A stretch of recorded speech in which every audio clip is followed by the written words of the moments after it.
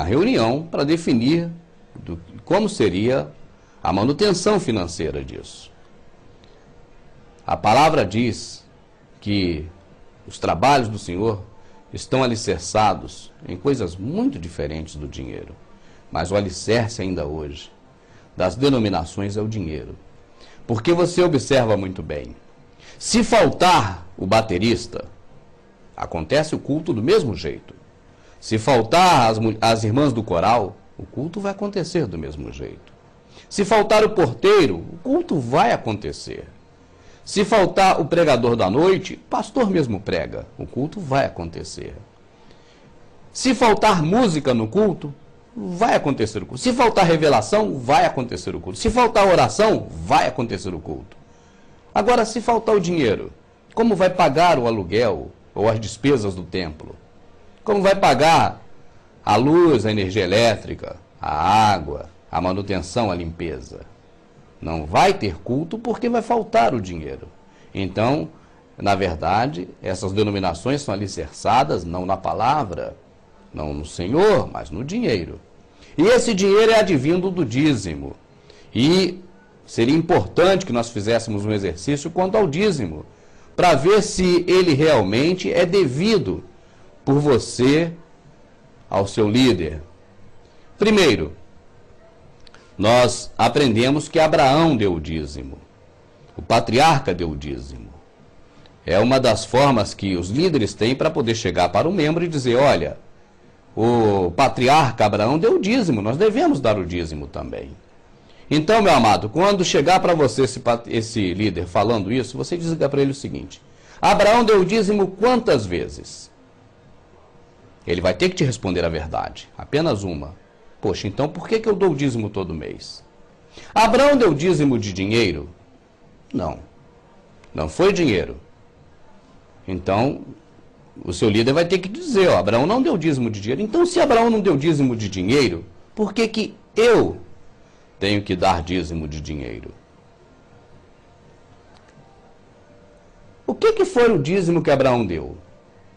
Se você perguntar isso para o seu líder, ele vai te dizer a verdade. Foi dos despojos de guerra. Foi dízimo de sangue. Havia uma guerra. E Abraão participou dessa guerra e venceu a guerra. E os despojos, ou seja, tudo aquilo que os reis possuíam de valor, foram tragos. E são esses despojos que foram dados de dízimo a Melquisedeque. Agora, essa passagem de Melquisedeque, meu amado, é muito importante. É pena, e eu creio aqui que seja triste, que os membros religiosos, os líderes, só utilizam essa passagem para falar de dinheiro. Uma coisa mesquinha.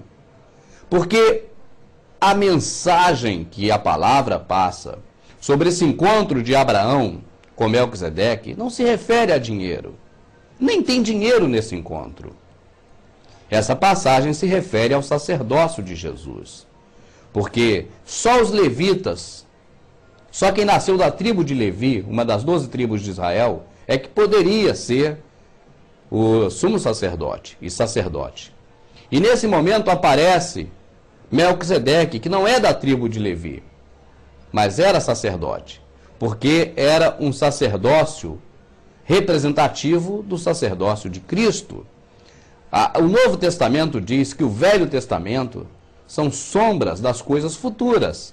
Então Melquisedeque o sacerdócio de Melquisedeque era sombra do sacerdócio de Jesus.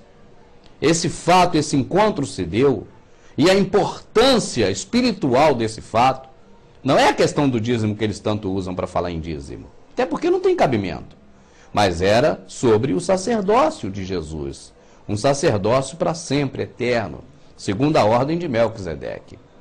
Agora eu não sei porque quando eles falam dessa passagem, eles omitem a parte principal e falam em dízimo. Dízimo que foi só uma vez dado para Abraão, que era riquíssimo. Abraão era trilionário. Abraão era um homem muito rico.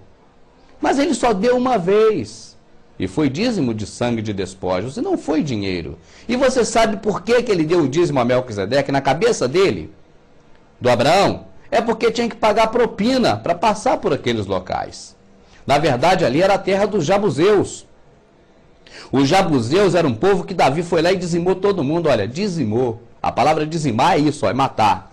Então Davi foi lá e dizimou todo mundo.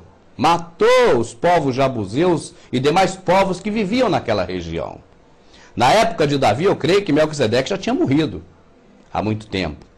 Mas os filhos, netos e os parentes de Melquisedeque com certeza foram exterminados por Davi. Você está entendendo?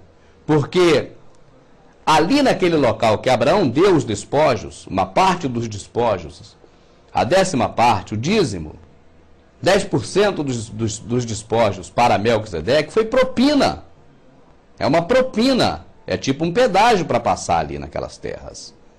Melquisedeque saiu ao encontro de Abraão com vinho e pão, representando a carne e o sangue de Jesus no plano futuro, porque o Velho Testamento são sombras das coisas futuras. Mas Melquisedeque pouco sabia de vinho e pão, sangue e corpo de Cristo. E Abraão muito menos, eles eram carnais. Esses homens não eram espirituais. No Velho Testamento o homem não é espiritual, é homem carnal, só pensa na carne, só pensa nas coisas do mundo. E quando chega então Abraão e vai passar por aquele território dos Jebuseus, ele oferece os despojos. Isso não é nada de que é hoje aí que o pessoal tem cobrado esse dinheiro. Usa-se hoje alguns argumentos que não existem para poder justamente fundamentar a questão da denominação no dinheiro, que é o compromisso principal, o compromisso maior dos primórdios com as sociedades secretas. Chegamos agora então a Melquisedeque com o dízimo de Abraão, que foi dízimo de sangue, dízimo de despojos. Em seguida, a outra menção que tem de dízimo na palavra é quando Jacó diz que de tudo darei o dízimo. Nós chegaremos lá.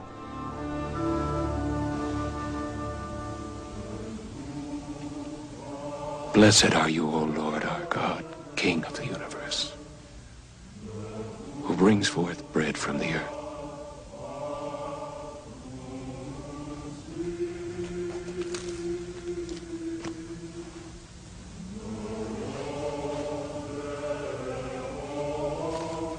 Take.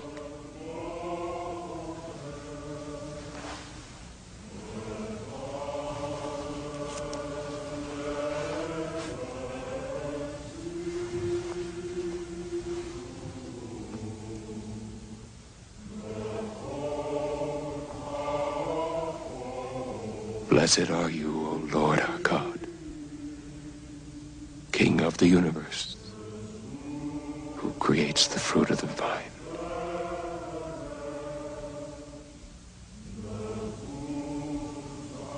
Drink, for this is my blood of the covenant which is shed for you and for many for the remission of sins.